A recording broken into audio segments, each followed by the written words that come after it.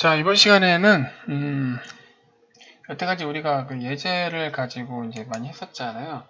이번 시간에는 이제 그 기본적인 예제는 이제 좀 어느 정도 마무리를 짓고, 왜냐하면은 제가 이제 유튜브에다가 채널을 새로 만들 거예요. 왜냐하면 그 이번 달 말에 퓨전 360으로 제가 만든 책이 나오거든요. 그래서 거기 있는 예제들에 대한 이제 풀이 과정에서 이제 요거하고 좀 겹치기 때문에 조금 애매해가지고, 그래서 이번 시간에는 이제 명령어, 그 솔리드 명령어에서 우리가 다루지 못했던 나머지 명령어에 대해서 잠깐 알아보는 시간을 가지도록 하겠습니다. 자, 크리에이트에 있는 명령어들은 굵직한 건 제가 다 소개를 했어요. 그리고 모디파이에 있는 것도 어느 정도 굵직하게 소개를 하긴 했는데, 모디파이에서 이제 미처 소개하지 못했던 여러 가지 명령어들을 조금 소개해 보도록 하겠습니다. 첫 번째는 프레스풀입니다. 프레스풀은 여기 면을 단순하게 밀고 당기는 거라고만 알고 있는데, 사실 이 프레스풀은 여러 가지 효용 가치가 좀 있어요. 프레스풀은 이제 뉴 오프셋하고 이제 익사이팅 피처인데, 무슨 모디파이 피처 두 가지 기능이 있습니다.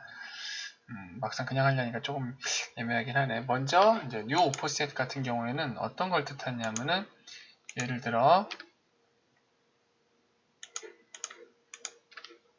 뭐 제가 이렇게 이제 돌출을 하겠죠. 돌출을 하는데,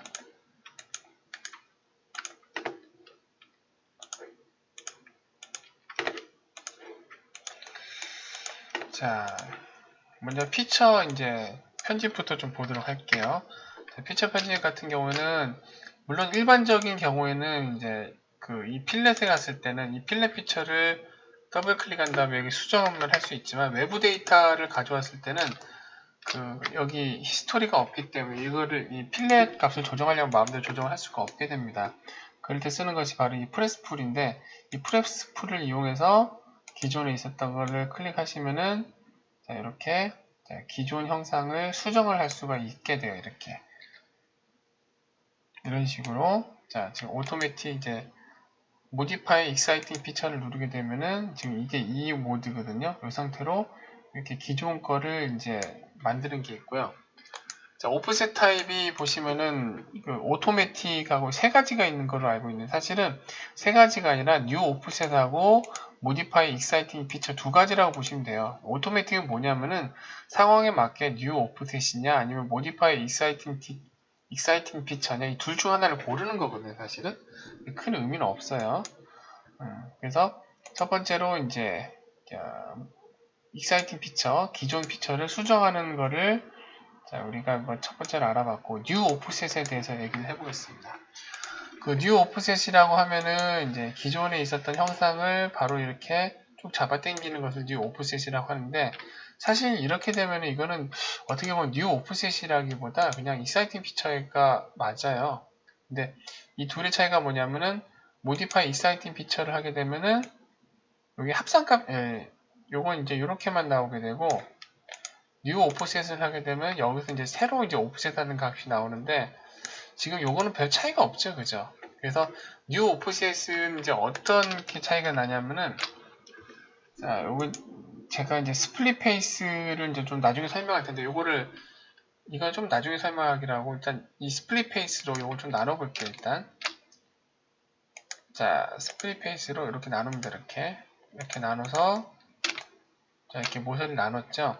그래서 뉴 오프셋 같은 경우에는 이렇게 해서 쭉 당기죠. 그러면은 자, 이걸 뉴 오프셋이라고 부르는 겁니다. 이 상태에서 새로 생성되는 오프셋. 자, 이런 개념으로 접근을 하시면 될 것 같습니다. 자, 그리고 이제 제가 방금 언급한다고 했었던 스플릿 페이스, 방금 요거를 나누는데 스플릿 페이스를 썼었죠. 그리고 스플릿 바디, 이 두 가지에 대해서 설명을 하겠습니다. 실루엣 스플릿이 있는데, 사실 이게 뭔지 모르겠어요. 이게 좀 부끄러운 말이지만, 스플릿 페이스하고 스플릿 바디로도 워낙 작업을 잘 해왔기 때문에 스플리팅 페이스, 실루엣 스플릿이 뭔지 모르겠어요. 사실은 뭐 하는 건지 책에서도 한번 억지로 한번 써보긴 했는데, 이 두 개면은 그냥 다 되기 때문에 이게 왜 있는 건지 잘 모르긴 하겠어요. 아무튼 자, 보겠습니다. 자, 스플릿 페이스는 이제 첫 번째, 자, 스플릿 페이스는 말 그대로 자, 스케치 선을 이용해 가지고 면을 분할하는 거예요. 그러니까 이거를 왜 분할을 하게 되느냐 하면은 사실 스플릿 페이스는 뭐야, 여기다가 모서리 하나만 추가됐네. 그래서 이거를 만약에 결과물로 이제 뽑게 되면 아무런 의미가 없기 때문에 뭐 큰 차이는 안 나지만 사실 이거는 나중에 추가 모델링 할 때 굉장히 많은 차이가 나게 됩니다. 대표적으로 제 다른 유튜브 채널을 보시면 제가 건담으로 좀 모델링을 많이 하잖아요. 그래서 스플릿 페이스로 여기에 빠져 있는데 스플릿 페이스로 이렇게 모델링을 하게 되면은 이게 패널 라인을 파야 될 때가 있거든요. 패널 라인. 예, 패널 라인을 뭐라고 불러야 되나? 패널 라인이지. 골짜기에 들어가는 걸 만들어야 되는데 아무것도 없는 평평한 거에다 패널 라인을 긋고 나서 거기다 골짜기를 파려고 하면은 평지에서는 가능해요. 평지에서는 그냥 여기다가 돌출을 하게 되는데 공면에서는 이제 패널 라인 파기가 되게 힘들어요. 그래서 이 스플릿 페이스 명령이 없게 되면은 거기다가 공면에 곡선 투영을 해가지고 수입을 해야 되는 경우가 발생하는데 이 스플릿 페이스를 이용하게 되면은 자, 여기 크리에이트에서 파이프 명령을 이용하게 되면은 이렇게 간단하게 자, 이렇게 팔 수가 있게 됩니다. 그래서 이런 보조선 역할을 할 수가 있고요. 그 다음에 약간 좀 기술적인 얘기로 좀 돌아가자면 나중에 뭐 제가 이거 여기까지 나갈 일이 있을지 모르겠습니다만 시뮬레이션까지 가게 되는데 시뮬레이션으로 크리에이트 스터디 시뮬레이션으로 가게 되면은 예를 들어서 내가 여기에다가 뭐 어느 부분 이거 중에서 이 부분만 뭐가 내리 찍는다고 했을 때 이 부분에 대한 포스 힘을 받게 하고 싶어요. 그랬을 때 여기다 모서리를 해가지고 면을 만들어 놓으면은 이때 그럼 내가 여기다가 로드를 걸리게 해야지 해서 여기 특정 면에만 자 이렇게 특정 면에만 힘이 받게 하게끔 선택을 할 수 있다는 그런 이점이 있습니다. 그래서 이렇게도 쓰기도 해요. 뭐 다른 것도 많은데 제가 잠깐 기억이 잘 안 나긴 하는데 하다가 뭐 생각나면 계속 말씀드릴게요. 밑에 있는 스플릿 바디는 뭐냐면은 스플릿 페이스는 그냥 하나의 바디에다가 모서리만 첨가시킨 것 때문에 거기 때문에 바디 자체의 변화가 일어나지는 않습니다. 그런데 자 스플릿 바디 같은 경우에는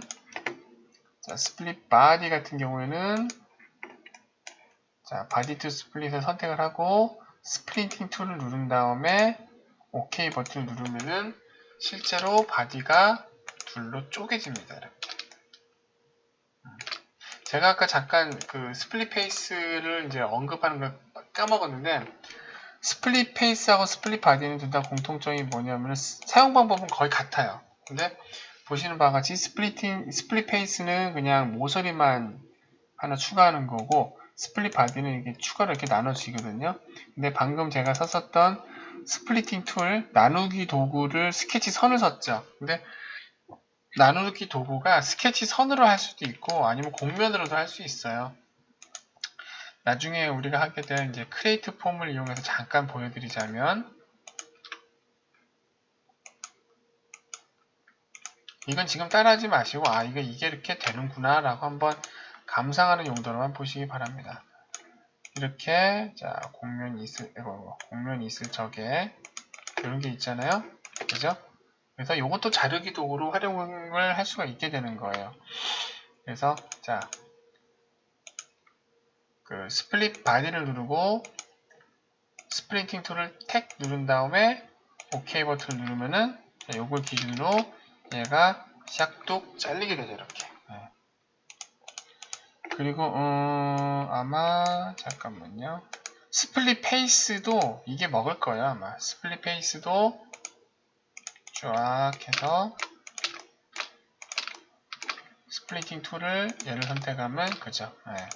이렇게 자 스플릿 페이스도 자 이런 식으로 나뉘게 됩니다. 그래서 스플릿 페이스하고 스플릿 바디는 이제 사용 방법은 같다. 그러나 이제 결과물의 차이가 좀 있을 뿐이다. 자, 이렇게 보시면 되겠습니다.